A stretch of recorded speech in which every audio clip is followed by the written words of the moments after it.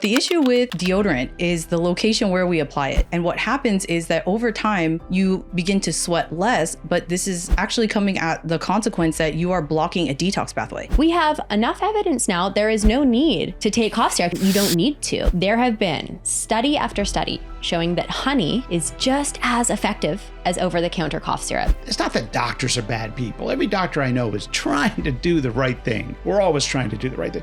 It's a broken system. We have good people working in this bad system. It's not a system we designed, it's a system we inherited, and it's broken. It's a joke. Healthcare is a joke.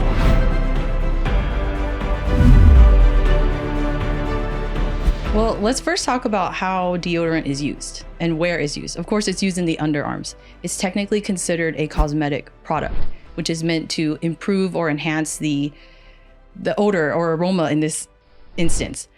But the issue with deodorant is the location where we apply it. There's several risk factors there. Number one being the fact that it is in an area that is occluded, meaning it's covered up.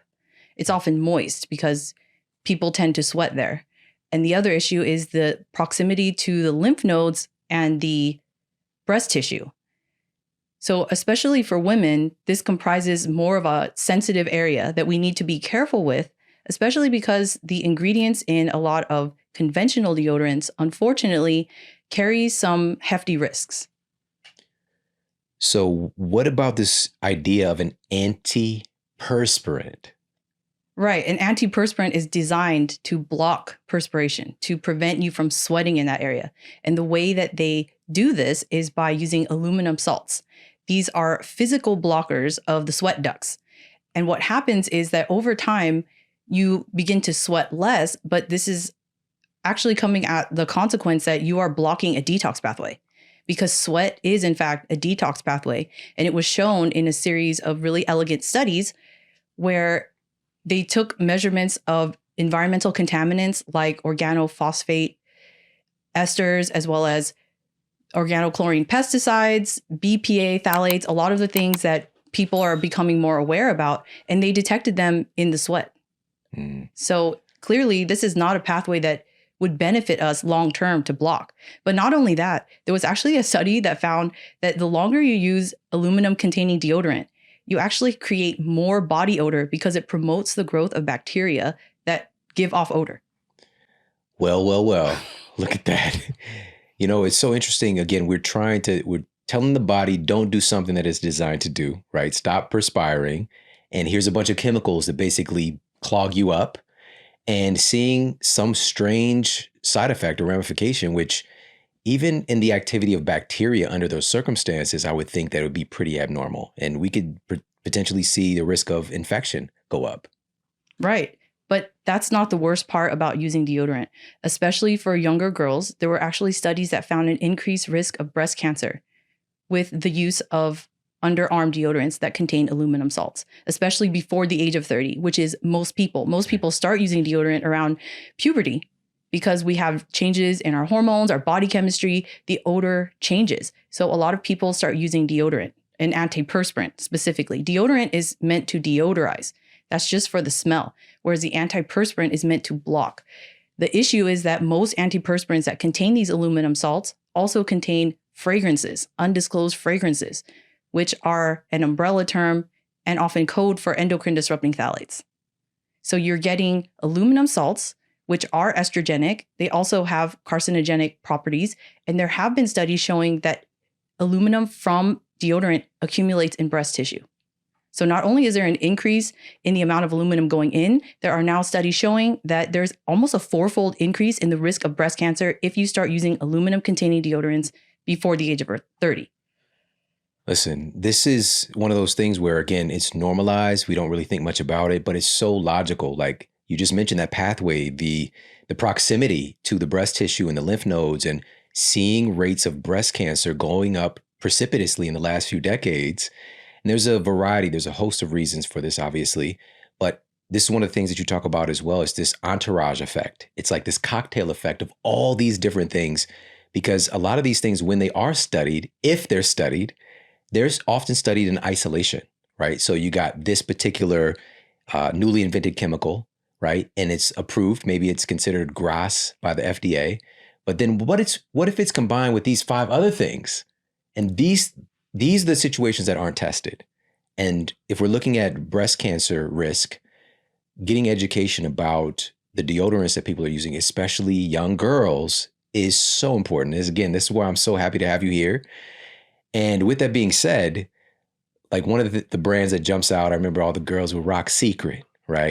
It's a secret. I'm gonna keep I don't smell. I'm a girl. It's a secret. My smell's a secret. There's that. There's the Degrees. There's Dove. There's all these different brands. Are there any brands that have safer ingredients? Yeah, absolutely. There are a lot of safer deodorants on the market. My personal favorites are ones that use organic ingredients, food ingredients, ideally. So coconut oil, baking soda, arrowroot powder, those kind of starches and clays can absorb the moisture and help you to keep that at bay. And you can also have essential oils that can help with the odor. But a lot of it actually comes from the products that we're using already, right? As I mentioned, the aluminum containing deodorants make you smell worse over time. And so oftentimes when people switch to a more quote unquote natural deodorant or safer option, they complain about the odor. But that's because it's their body trying to normalize and come back to baseline. Right. And so what can help in those instances is an armpit detox with clay. So you're trying to pull out the residual aluminum salts that are blocking your sweat ducts. That can help. So are you talking about like a Aztec clay type of thing? Yeah, you can do that. You just mix some with water. I've even seen specific armpit detox products. So those can also work as well. But I think the key is to stop using the aluminum containing deodorants. And the absolute worst kind that you can use are aerosols. Because if you just imagine how you are applying these, you use the nozzle and you spray toward the direction of your face. So not only are you applying the deodorant to a really sensitive area, now it's coming towards your airways, which comprises an inhalation risk. Again, super normalized. You know, we've all seen it. We've all probably dabbled in that a little bit, but I'm so glad that you mentioned how people, when they try to make that transition to a safer deodorant, and then they're just like, I can't stand, like, I'm funky now, you know, and just understanding your body's making that adaptation. And also, of course, finding a deodorant. This is a thing. We're all unique, and certain things are going to vibe better with your body. But also what's not talked about enough is your body's going to kick off a lot of unfriendly aromas based on your diet as well. You know, like a lot of stuff is going to be coming out, putrid type smells if things are like rotten in you, you know, and just like all of these newly invented food-like products as well, just like the interaction with your bacteria, because that's what it really is at the end of the day. It's the bacteria aspect, right? So the gases and things like that are this party basically that takes place with certain bacteria. You know, they're metabolizing things and they're kicking off their own aromas. And whether this is, you know, again, being more mindful of a cleaner diet, but also understand we do have products that we have access to. And you just did a great video, which everybody, if you're not already following Dr. Burkhart on Instagram, do yourself a favor, make sure you're following her. You just did a great video on a Trader Joe's deodorant, right? Because it's just like they're getting a lot of marketing about it. They've got this great new clean, framed as a clean deodorant, and you did a great analysis of it. Can you share a little bit about what you found? Yeah, so I get a lot of requests to review products, and Trader Joe's is a very popular place for a lot of people. And the deodorant is extremely affordable. It's less than $5. It comes in a paper tube. There are a lot of positives about it. The majority of the ingredients are very clean. They're even edible. Coconut oil, arrowroot powder, things like that. Those are great. The issue comes down when you read the ingredients list, you get to an ingredient called ozokerite wax. This sounds pretty innocuous, but it actually is a petroleum byproduct. And the issue with petroleum byproducts is the naturally occurring polycyclic aromatic hydrocarbons, which are carcinogens. They're naturally occurring within the earth. They're just byproducts of the process of combustion and the breakdown of fossil fuels and things like that. Over the years, it just is naturally occurring. So there are several risk factors with using petroleum byproducts in your underarms. One of them being you are potentially delivering these carcinogens to an area that you already want keep as clean as possible, because all of the factors that we talked about, like the fact that it's moist, it's warm, it's covered up, those actually increase chemical penetration and absorption into the bloodstream, which is what a lot of people don't realize. And if you shave your underarms, that's also potentially removing the outer layer of skin, which is actually protective. That part. So you're going to be even potentially absorbing even more stuff. Now, I love that you mentioned this. This product is way better than you might find in the so-called secret or degree or something like that. And so it's great that companies are making attempts to do better. And we have people like yourself to just hold them accountable. Like, okay, this is great. And we've got these other issues to be mindful of. And also it is helping to reduce our overall toxic load when we make a switch like that to the Trader Joe's, for example. And so it's like, for me, it's not to try to do everything perfectly, but when we can make cleaner choices and reduce that overall kind of entourage effect, I think we'll do a little bit better. Absolutely. So a Trader Joe's deodorant is not a bad choice whatsoever. It's significant improvement over what you mentioned. But can we do better? Yes. If you can do better, then try your best. If you can't, then that's still not a bad choice. One of the most common genetic cause of Parkinson's is called a mutation in a gene called LRRK2. It produces the dry cleaning chemical trichloroethylene, produces the same biological effect as the genetic cause. They both increase the activity of a protein. It's called LRRK2. And so the genetic cause increases the activity of this protein, and this chemical increases the activity of this protein. So you're saying that certain dry cleaning chemicals are implicated in higher incidence of Parkinson's? Yeah, you want me to show you the chemical? So this is one of the dry cleaning chemicals. It's trichloroethylene. It's made up of a whopping 6 atoms, right? 2 carbons in black, 1 hydrogen in white, and 3 chlorine atoms in blue, hence its name, trichloroethylene. It's got a cousin that's commonly used in dry cleaning today. It's called perchloroethylene. It's got 1 additional chlorine atom instead of hydrogen atom. And these chemicals in a small twin study were associated with a 500% increased risk of Parkinson's. 500% increased risk of Parkinson's disease. One small study in Denmark looked at the rates of Parkinson's among female dry cleaning workers. They looked at different workers who were trying to figure out which occupations are linked to Parkinson's disease. The occupation that had the highest risk of Parkinson's was female dry cleaning workers, 15 times increased risk of developing Parkinson's. 15 times, not 15%, 1,500%, 1,400% increased risk of it. Now, it's a small study, really small. If you expose laboratory animals to this, it damages the energy-producing parts of nerve cells, and it damages the dopamine-producing nerve cells that are lost in Parkinson's disease. This chemical, some people have heard about the marine base Camp Lejeune in North Carolina. Maybe if you see these commercials. So it turned out that the marine base at Camp Lejeune was contaminated with this chemical from a dry cleaner on the base called ABC Dry Cleaners. You can't make this stuff up. ABC Dry Cleaners inappropriately disposal of trichloroethylene. It gets into the water supply at the marine base in North Carolina. So Marines are usually trained at either Camp Lejeune in North Carolina or Camp Pendleton in California. And from 1953 to 1987, the Marines were drinking water that was contaminated with this chemical. And for the latter years, the Marines knew about it. And this chemical is known to cause cancer. That's the opinion of the World Health Organization, the Environmental Protection Agency, the Department of Health and Human Services, and it increases the risk of Parkinson's disease. They looked at the rates of Parkinson's among Marines who served at Camp Lejeune versus Marines who served at Camp Pendleton. So the Marines, by and large, are healthy. They're young, on average, ages 20, and they're at a Marine base only for 25 months on average. Yet 35 years later, the Marines at Camp Lejeune had a 70% increased risk of developing Parkinson's disease. Oh my gosh, man. Oh, this is heartbreaking. And first of all, you're a man after my own heart, pulling out a molecule model right out of his pocket. That was awesome. And just to really give this some substance, because when I think about, dry cleaning, like this is just such a normal part of our everyday lives. And it doesn't appear to be anything nefarious about it. It's just a service that's available, but it's invisible. It's one of those things that we don't really think about. What are they using to clean the clothes? Like, what is a part of this whole process? And you're kind of exposing this and sharing, like, we need to do something different because this is harming our health. Yeah, and so how does Parkinson's become the world's fastest growing brain disease? Well, you get chemicals like this that are everywhere. So in 1970, 500 million pounds, 2 pounds per American, were produced of this. You would find this in typewriter correction fluid. It was used to decaffeinate coffee. So if you drank decaffeinated coffee in the 1970s, you may have been drinking this. This was used as an anesthetic agent for pregnant women to relieve pain.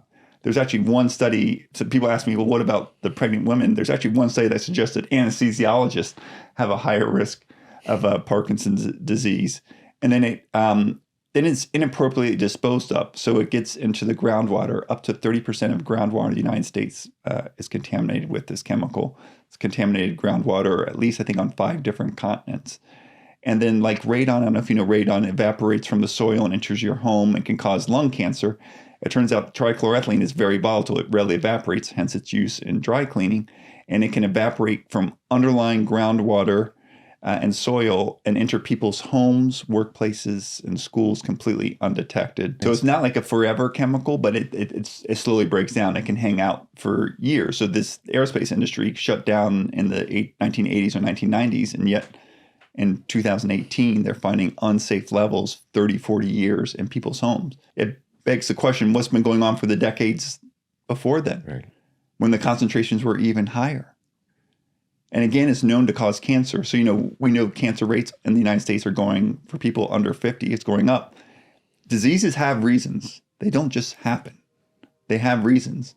And the reasons that why people are getting cancer, I think, is trichloroethylene. I think one of the reasons that Parkinson's is one of the world's fastest growing brain diseases is trichloroethylene and perchloroethylene. Conventional cough syrups are a complete bust. Like, there have been study after study showing that honey is just as effective as over-the-counter cough syrups. The active ingredient in Robitussin, most of these cough syrups, is an ingredient called dextromethorphan.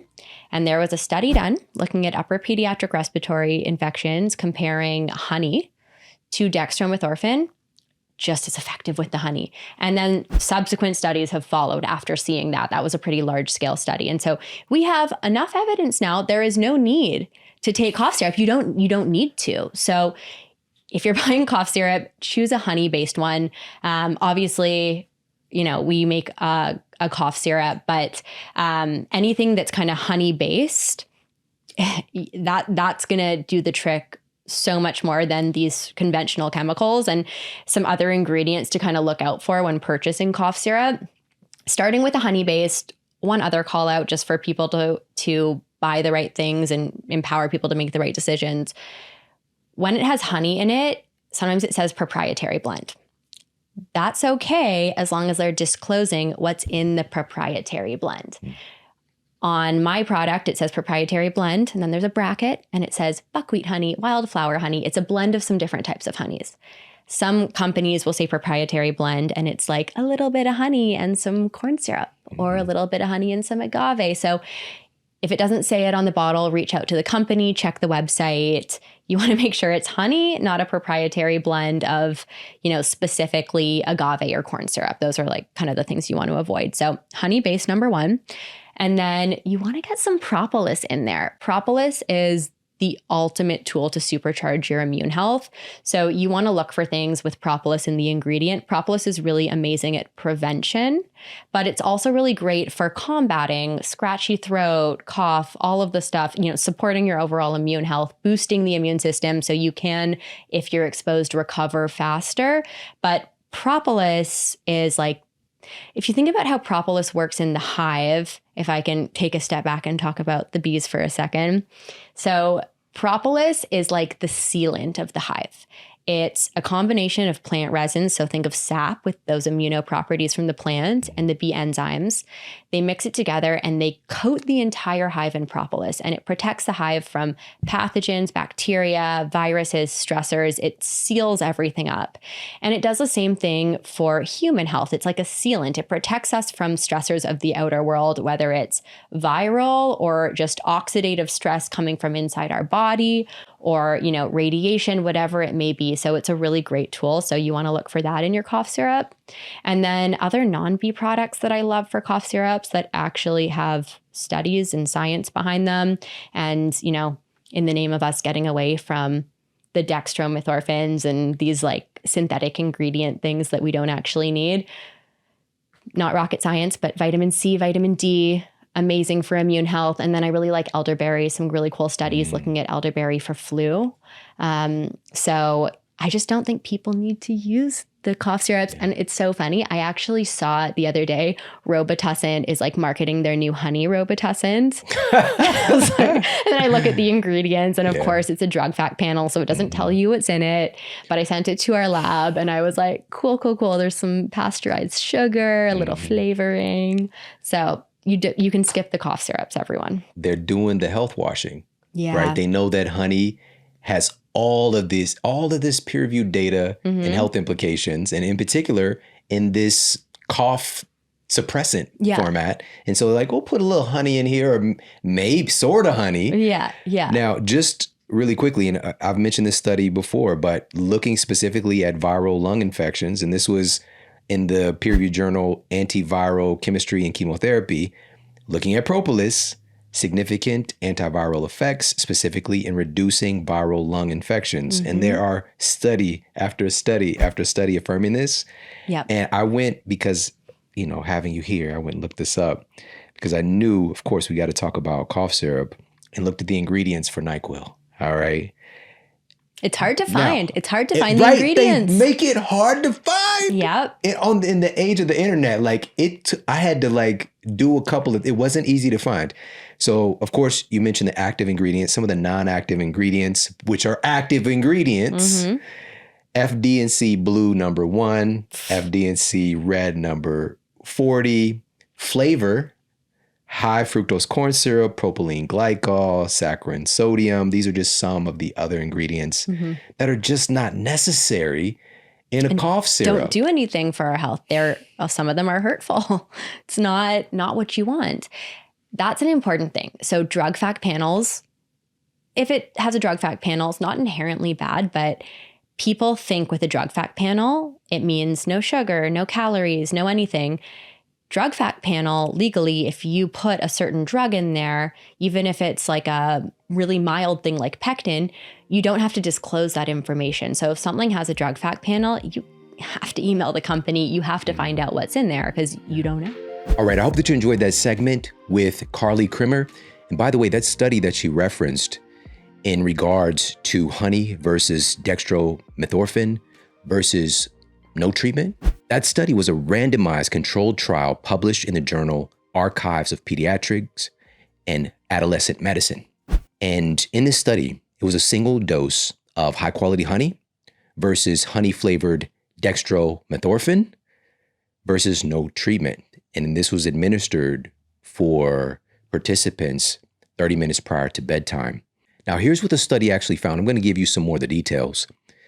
The study found, after compiling all the data, significant differences in symptom improvement were detected between treatment groups, with honey consistently scoring the best.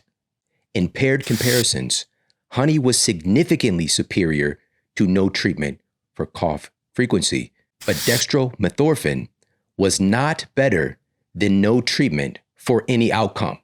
The ingredient that's supposed to be this glorified cough suppressant in conventional medication and conventional cough syrups doesn't even work better than nothing.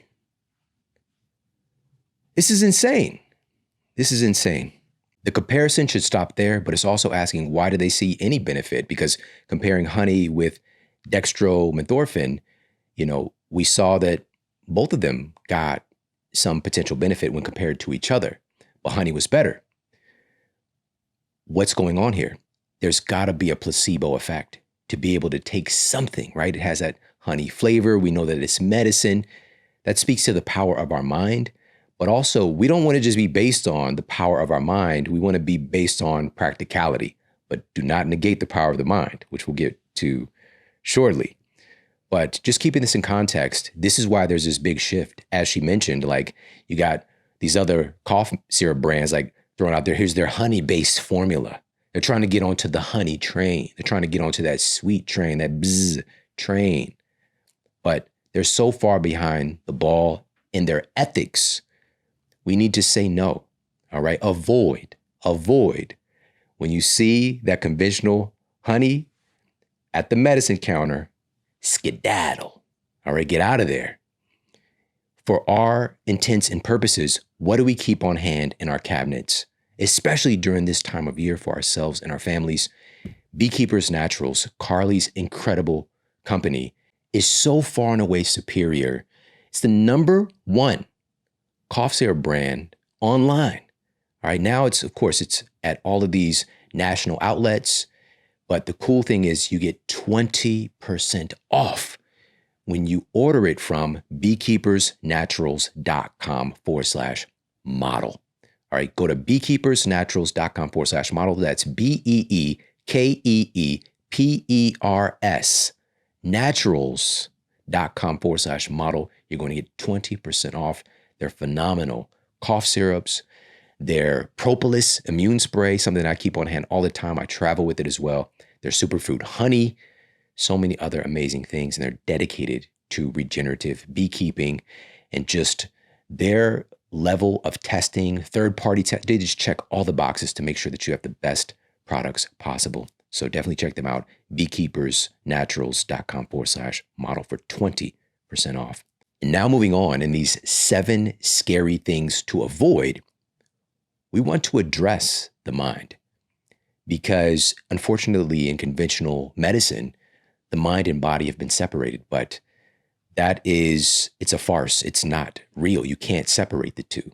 In particular, when it comes to treatment, when it comes to medicine, when it comes to healing of the human body. All right, our mind is incredibly powerful and it affects our complete biology instantaneously.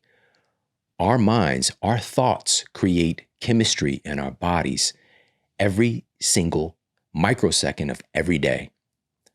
The chemistry that's going on, that every one of your trillions of cells is being exposed to, is based on our thinking. And there's nobody better to share a powerful insight about something to avoid when it comes to having a healthy system in regards to this mind-body connection than a true pioneer in epigenetics, cell biologist, and the author of the mega hit best-selling book, The Biology of Belief, Dr. Bruce Lipton. And in this next segment, he's going to be sharing why we need to be very cautious. And even again, we might want to skedaddle when we're exposed to network news and other programming, quote, programming, with constant messages of fear. All right, it's good to be aware of things, but we do not want to be inundated, and we've got to make sure that we are standing guard at the door of our minds. All right, so enjoy this next segment with the one and only Dr. Bruce Lipton. Well, let's come down to a fact of science so we get this clear. Less than 1% of disease is connected to genes. So I say, where the hell is all the disease coming from? And it goes, it's coming from stress. And I say, what's stress? Now, this is really important because stress is anything that gets in the way of your destination. I want to have this, I want to go there, whatever, and then something gets in the way that, provokes stress. And I go, so why is it relevant? Because stress is the cause of disease of 90% of the people. And I say, why is that relevant? Again, that's not genetic, that's a perception. I am stressed because I believe I'm stressed, and therefore my cells are going to respond to my stress. Whether it's real or not, the cells can't see it. They only are based on what I believe. So stress interferes with the immune system. Let's do stress right now because the whole world's in a stress situation. So let me give you the 3 fundamental things that happen when you're in stress. Why do we recognize stress for? And I go, because we're being threatened. That's what stress means. Something's threatening you. Let's go back, thousands of years. And I say, what was the stress? I say, saber-toothed tiger. I go, oh, okay. I say, well, what happens when the saber-toothed tiger is chasing you? I say, you got to run like hell. I say, well, what organs in your body do you use to deal with stress? I go, arms and legs. Escape. So I say, now here comes the next point. If I'm going to need those organs to escape from the tiger, then here's the most important thing. I need to give them energy. because without energy, the muscles aren't going to work. So I say, what provides energy? I say, blood. So I go, oh, why is it relevant? Now here it comes. When I perceive a stress hormones function is to provide as much blood to my arms and legs as I can get because I need all of that energy to run away from the tiger. So I say, well, where's it getting the blood from? I said, well, the heart's pumping the blood. Yeah, but it's pumping it all over the body. So I say, well, when the blood is in my gut, what is the function of the organs? Lungs, gut, all those organs in there. I say, maintenance of the body, health of the body, fixing the body, and all that. And I say, well, if you're running away from a saber-toothed tiger, do you think it's good to invest in taking care of your body at this point? I go, what a waste of time. If the tiger catches you, the hell with the body. It's not going to exist anyway. So here's number one. When stress is perceived, stress hormones released into the body cause the blood vessels in the gut to squeeze shut. I go, why? Because when they squeeze shut, the blood is pushed to the outside, arms and legs, okay? So I say, yeah, but net consequence? You shut down the blood vessels in the gut and you shut down the maintenance and health of the body. I say, yeah, but for how long? How long does it take to get away from that tiger? 10 minutes? 15 minutes? You're away from the tiger, stress is gone, everything's back in condition again. People can experience this when you get that stress moment. It's like, they call it butterflies in the stomach. They feel like a queasy. I said, what's the queasy? It's the blood vessels squeezing shut. You can feel them. It's like fluttering. Okay, so number one, stress shuts down blood flow to the gut because it's going to make sure the blood goes preferentially to the arms and legs. Number two, and this is critical now, the immune system uses tremendous amount of energy. Most people, when they get really sick, don't even have the energy to get out of bed. So I say, well, let's say I have a bacterial infection and a saber-toothed tiger is chasing me. How should I split my energy? Again, the hell with a bacterial infection. If the tiger, the saber-toothed tiger catches you, the infection doesn't mean anything anymore. It's the tiger's problem. So I go, okay. So what does it mean? Fact. Stress hormones shut off the immune system to conserve energy to run away from the tiger. Okay? And I go, wow, so stress hormones shut it down. I go, so much so, listen, medical doctors use stress hormones therapeutically, meaning if they want to transplant an organ from person A into person B, and you put that organ in, the foreign organ into the recipient, the immune system of the recipient is going to say, that's foreign, and try and destroy it. And I say, well, what good is the operation if I just take the organ and put it into somebody else and the immune system messes with it? And I go, this is why medical doctors give patients are going to receive a transplant. They give them stress hormones because when they give them the stress hormones and then do the transplant, the recipient's immune system is not going to be working and it will sustain the transplant. How effective of shutting off the immune system? It's used therapeutically to shut off the immune system. Okay, so that's number two. We compromise growth and health. We shut down the immune system. I call the third consequence adding insult to injury. And I go, what do you mean? Well, the brain has, in the forebrain, this is conscious part of the brain. And in the conscious part of the brain, that's creative. Okay? And I go, that's great. And I say, what about the hindbrain? I go, the hindbrain is reflex reaction. And I go, if you're being chased by a saber-toothed tiger, do you want to have consciousness running the show or do you want to just have reflex reaction carry you away? And the answer is consciousness is too slow. I always say, you're in a car spinning. It just starts to get out of control. I say, if you stay in the conscious mind when that car's going out of control, here's my model. All you're going to do is you're going to just get lost. I say, the moment the car goes out of control, guess what? Stress hormones shut off that immune system, push the blood. When I squeeze the blood vessels in the forebrain, it pushes the blood to the hindbrain where reflexes are going to work. I say, what? I go, we become less intelligent when we're under stress because consciousness is too slow. And when you're running, so I go, so what's the issue? Historically, the stress response was to be used for a short period of time, 10 minutes, 15 minutes. You escape the tiger, no more stress. And I go, and what about today? And I go, got a little problem here. 24/7, 365 stress. The system was not designed for that. And this excess stress is responsible for up to 90% of disease on this planet, not genes. Genes, less than 1%. And all of a sudden I say, why is this important? Because if you tell somebody genes cause that, then that gives them, oh, I'm not responsible. The genes did it. I go, no, because if you feel you're not responsible, you shut off your control. And that's the point. I am in control. Man, this is so powerful. What really struck me the most was when you said we become less intelligent when we're under stress.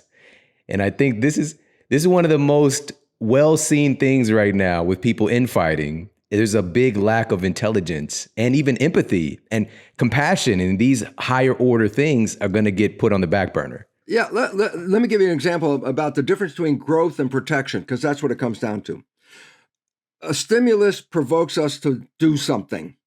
If it's a good stimulus, you move to it, like love, food, something you want. That's a stimulus. We move to that stimulus. And then I say, but when you move to it, you go open armed. Why? I want to take it in. If it's love, I don't want to close myself down. I want to assimilate it. If it's food, I got to open myself up, take it in. So growth means you go to the stimulus open. Okay? But what if the stimulus is negative? A threat of any kind. I go, oh, I don't go to the stimulus. I go away from the stimulus. Do I go away, my arms open? I go, no. You close yourself down because of protection. So I say, so what's the difference? Growth, go to a stimulus, arms open. Protection, go away from the stimulus, arms closed. I say, why is it relevant? And here's a simple conclusion. You can't move forwards and backwards at the same time. You can't be open and closed at the same time. So basically it says, if you're in a stress mode, you've shut your system down and growth shut down, and that's okay for a very short period. But if it's chronic, you've killed yourself, essentially. And I say, so why is it relevant? I go, look at today's world. Every time you turn on TV, be afraid, be very afraid, go hide in your house. And I go, wow, that's as scary as hell. I say, why is it relevant? I am getting stress hormones dripping into my system every time I watch that damn TV. I'm getting stress hormones when I read a paper, go and surf the internet. And I go, and what is that doing for you? And I say, it is compromising your health. I go, oh. I say, that's where disease comes from. Not from the genes, but you shut yourself down. And then, as I said, you become less intelligent. Then what do? Defer to the boss. Who's the one that's going to protect me? Whatever they say, I'm going to do. Why? I'm not thinking. I'm just going to do what they say because they know I don't know. I go, oh my God, have we just screwed the world big time? I go, why? Because the planet is on 24/7 stress. Quantum physics is the most valid science on this planet. It's the one that's been tested the most and verified to be more truthful than any other science. I go, so what? Because what's the first principle of quantum physics? The mind is the creator of our life experiences. And it says your consciousness is creating your life. I go, why is that relevant?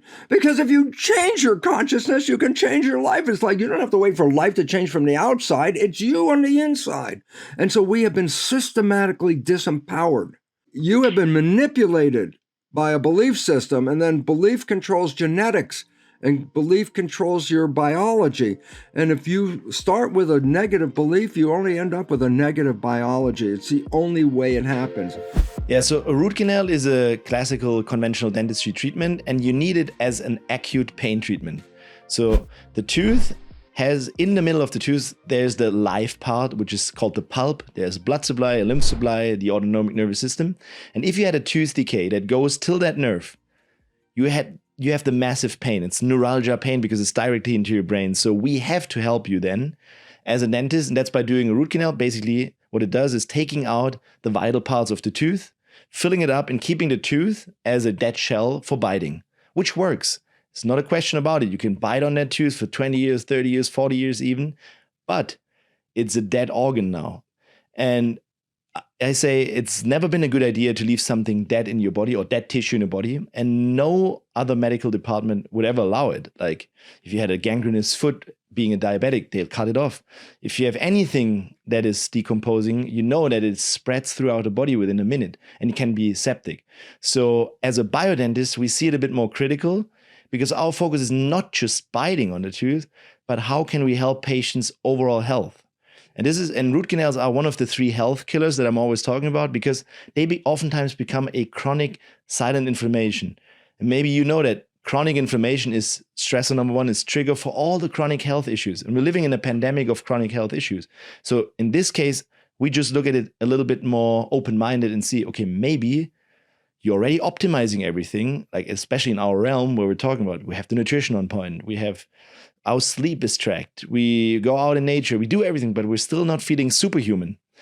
Then maybe this is the splinter holding you back because it's an ongoing stressor in your autonomic nervous system causing chronic inflammation.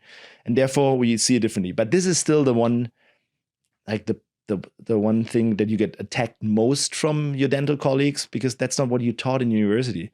For biting, it works, no doubt about it. It's a fine art for dentists out there. But maybe your patient's suffering from it and you don't even know because it doesn't hurt here, usually. Yeah. Wow. Oh my gosh. So obviously this is something that is incredibly common, having this procedure done. And what I'm hearing is this is more or less a kind of a Band-Aid treatment for, it's like an acute thing. Somebody wants to get out of pain. They're dealing with whatever, fill in the blank, but we're not really addressing the root, pun intended, the root issue here.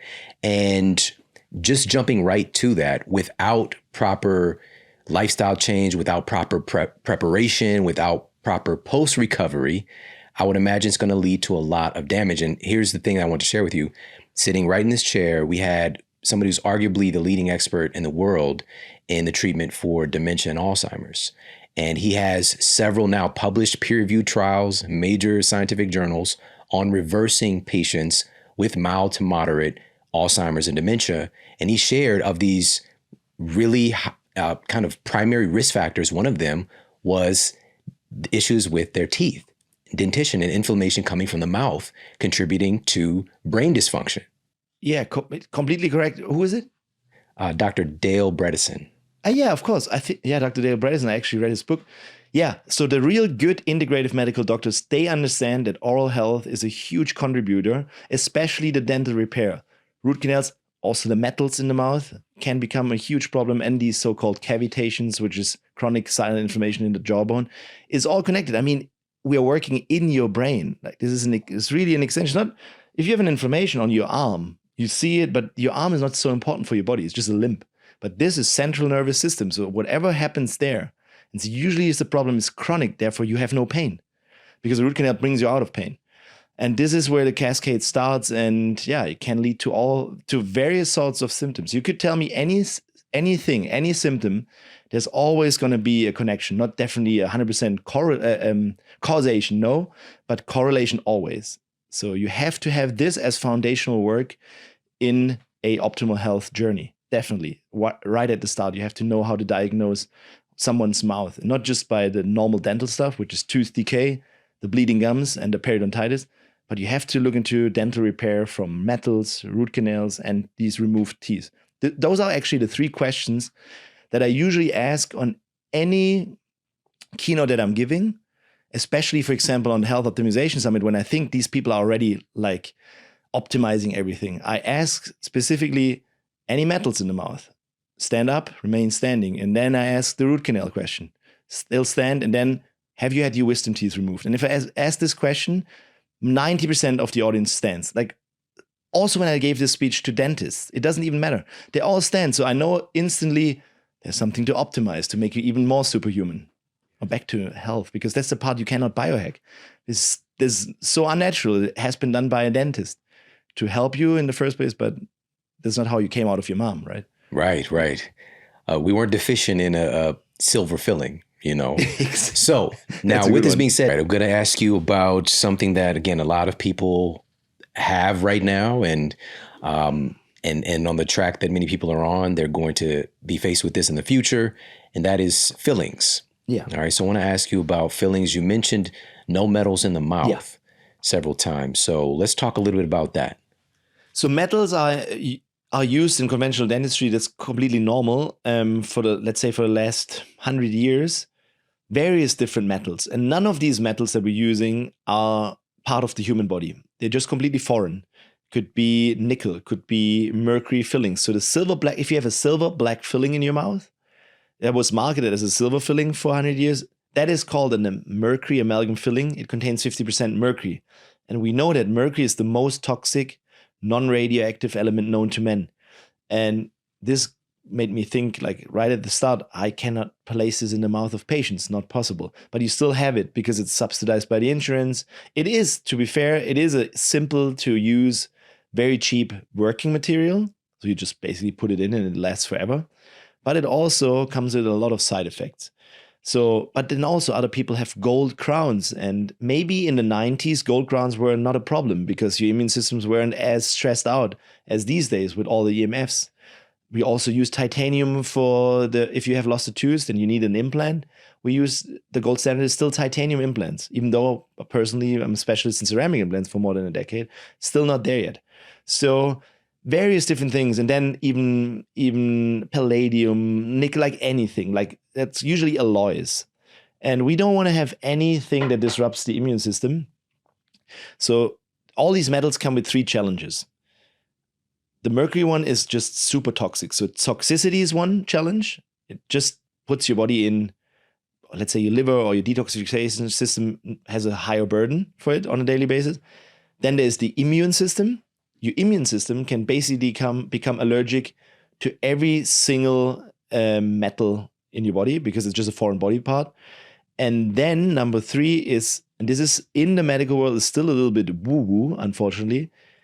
Any metal in your mouth will become an antenna in this loaded world. We're living in 3G, 4G, 5G.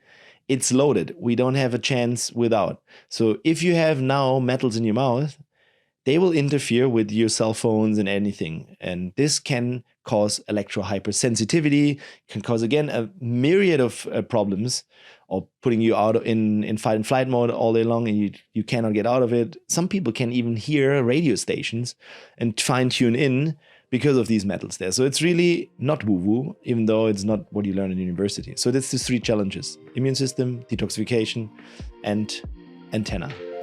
Most people think that plastic cutting boards are better because they're advertised as antimicrobial and you can put it in the dishwasher. But that's probably one of the worst things you can do, because when it's advertised as antimicrobial, it's often coated with something called microban. So that's a solution of antimicrobials that can contain endocrine disruptors like benzalkonium, quaternium products. And then secondly, studies have shown if you put plastic into a dishwasher, you're increasing the likelihood of leaching of microplastic into your food. So you're increasing the ingestion of microplastic when you're putting the food on that plastic cutting board and cutting it. And thirdly, a study just published last year showed that if you are using a plastic cutting board, you can be ingesting anywhere up to 50 grams of microplastic per year. So that's about 12 credit cards worth of plastic, up to that. So it depends on what type of cutting boards, what you're doing with your boards, what you're cutting, that all kind of contributes to how much you're ingesting. But, that's a pretty crazy amount. Holy moly. All right. So the alternative for the plastic cutting boards, which again, it's very just kind of integrated into our culture, what should we be using? So studies have shown that wooden cutting board is actually more antimicrobial just naturally compared to plastic. So you don't need to be coating it with microban or anything. Just wood, straightforward wood is naturally antimicrobial. And what I suggest people do, because the first question people ask me is, well, I cut meat on my cutting board. Like, how do I disinfect it? Keep a board for meat and one for your veggies and fruits. And I would suggest wooden for both. But if you really don't like the idea of wood and you must use a plastic, then don't put it in the dishwasher, hand wash it. And don't cut so hard. So in this study, they showed that if you're cutting carrots on the plastic board, you're generating more microplastic. And that makes sense because if you're cutting something really hard, you're making deeper cuts, right? Like if you hold up a plastic cutting board, you see all the scratch marks. That's all the microplastic that's now in you. Yeah, we think if we're not seeing like a bunch of shredded pieces of plastic, it's not there, you know, but in reality, when we're cutting into that cutting board, that plastic cutting board, is absolutely getting into our food. Yeah. So it's the nano plastics that you can't even see. That's 1,000th of a millimeter. You can't see that. You can maybe see the microplastics. That's, you know, less than 5 millimeters. Yeah. But most of it you're just not seeing. So again, you know, this is about being informed. And next time you buy a cutting board, get yourself a wooden cutting board. You know, just phase. I'm a big fan of phasing out because we still have like a larger plastic cutting board and a small one, but we also have multiple wood ones too. You know, minus her favorite one that got broke because it was like a little one that she cuts like fruit on for my son. I'm very attached to my cutting board, so I know how she feels. Yeah. All right, let's talk about another very common kitchen favorite. And just leaning more into these plastics is plastic storageware. So I saw recently there's some data that came out about microwaving our food in these plastic containers and how much microplastics was getting into our food. Yeah, pretty mind-blowing how much is released during microwaving. Because you'll see on the bottom of these plastic bowls or boxes, it says microwave safe. But what it means is that it just won't melt in a microwave. But in that particular study you're referring to, they showed that per cubic centimeter, the box is releasing millions of microplastic and billions of nanoplastics per cubic centimeter. So how big is your box usually? Much bigger than that. So, and that's for microwaving 3 minutes only. Right. It's not even that long. So whatever you do, if you have to store your food in plastic, then transfer it out onto a plate before you microwave it. We work on the big topics in medicine that we're not talking about that we need to talk about. And one of those has been people who are harmed not from the illness that brings them to care, but by the care itself. Falling through the cracks, medical errors, people not being properly informed about their options, medical mistakes. And it's not that doctors are bad people. Every doctor I know is trying to do the right thing. We're always trying to do the right thing. It's a broken system. We have good people working in this bad system. It's not a system we designed. It's a system we inherited, and it's broken. It's a joke. Healthcare is a joke. And so we've got to take a step back. In that study, the BMJ study, we actually reviewed the literature to find out what is the best estimate of people dying, not from the disease or illness that brings them to care, but from the care itself. And we found that the estimate was somewhere around it being people dying of, let's call it medical error. The third leading cause of death down to the 9th leading cause of death. It's somewhere in that range. The estimate at the time put it closer to 3. We don't know where it really is because we don't have great studies, but we don't do any research on this topic. We don't talk about it. We ignore it. It results in mistrust. People don't trust us. And so we had a debate in the medical field. Well, that debate was going on. And then a year later, it comes out that the number one cause of death in the United States for people under 50 is an opioid prescription from a doctor. And that kind of ended the controversy, right? Because there are all these unmeasured things that can actually harm patients. And it's, again, dogma. The dogma that opioids were non-addictive ignited the opioid crisis. The dogma that you had to avoid peanuts in the first few years of life ignited the peanut allergy epidemic. The dogma that the food pyramid, co-authored by the food industry, was healthy, helped usher in this refined carbohydrate addiction. So we got to take a step back and actually ask one big question sometimes in medicine we don't ask. Could it be that many of our major health crises have been caused by or hastened by the hubris of the medical establishment itself, putting things out there with such absolutism when it's just an opinion or a gut feeling of a small group of people at the top. And so we're starting to see that change now. It used to be the medical elites, a small group of people at the top, could make the decisions for everybody. Everybody needs to do this and you must obey. Now we're seeing smart doctors on podcasts. They're out there. They've got Vinay Prasad, Peter Attia, Casey Means. We're seeing other people now saying, hey, wait a minute, you're saying this? I got another opinion. Here's a blind spot hasn't been in your calculation. And that's healthy, right? This is good. This is the civil discourse we've needed. And people are starting to see it. After COVID, some people feel like they've been lied to by public health officials. And so now they have some distrust. And other docs are saying, no, look, I'm proud of the profession. It's a great profession. You heard one opinion. Turns out there were two opinions. Yeah. It's very interesting because there are other researchers that were finding it difficult as well to track what are the leading causes of death, because it's not accounted for in the same way that other things are, right? And one that jumps to my mind was the EJS Center for Ethics at Harvard.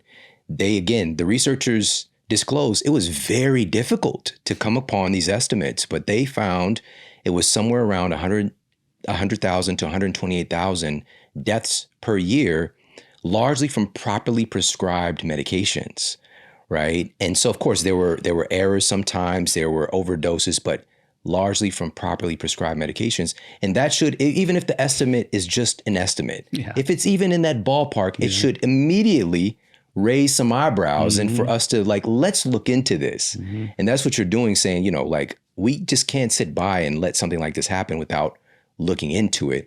And so can you talk a little bit about why it's so difficult to track deaths if they result from medical care? Well, first of all, the NIH, in their wisdom, has decided what's important for medical science to study and what's by default not important.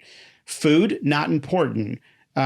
Sleep quality, not important. It's just not on their radar. The old school belts and suspenders professors at the NIH established these silos of kidney research and, coronary artery lipid research.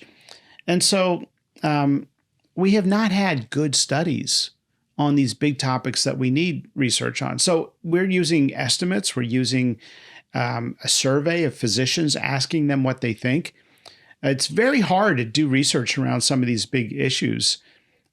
We did a study asking 2,000 U.S. physicians nationwide, what percent of medical care is unnecessary in your opinion? The average response was 21%. It was like 26% of the prescriptions, 24% of the diagnostic testing, 11% of the operations that we do. Now, when you have people on the front lines of the biggest business in America telling you that 1 in 5 services are entirely unnecessary, I mean, that's a signal. That is, they're sounding the alarm.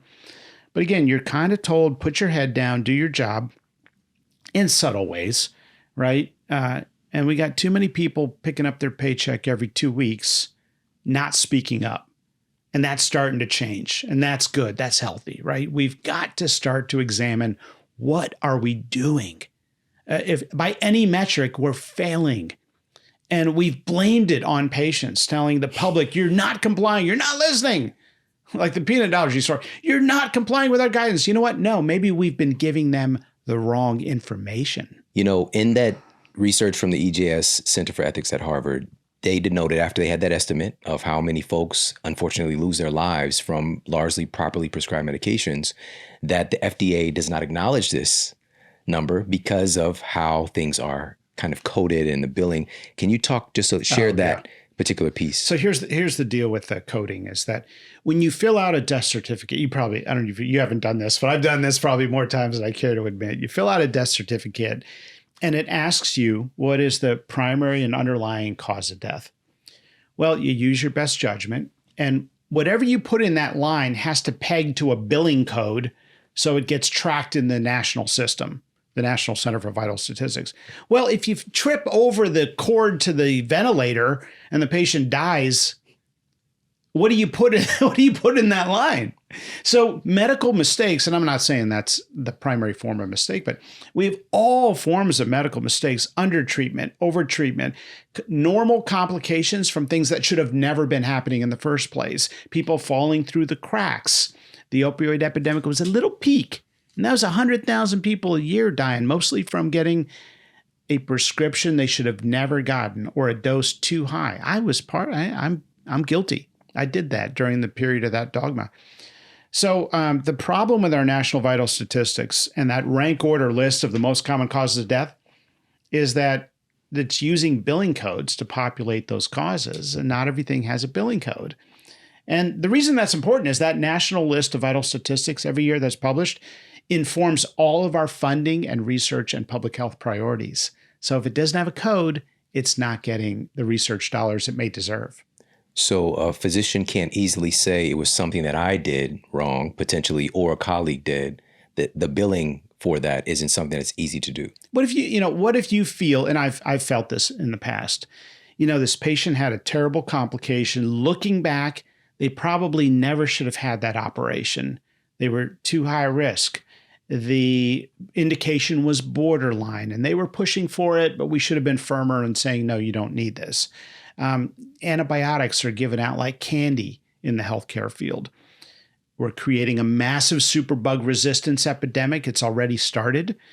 And we're carpet bombing the microbiome. It's having all kinds of effects that we could talk about. But we have to recognize that sometimes the right answer to the public is we don't know. And that's good. That's okay. That's humility. That's what people are hungry for right now. Hey, if you like this video, make sure to check out this video right here. Most people have no idea that 30% of their average daily calories are coming from this collection of vegetable oils that I call the hateful eight oils. 30% of their calories, you could also look at it as 80% of their fat calories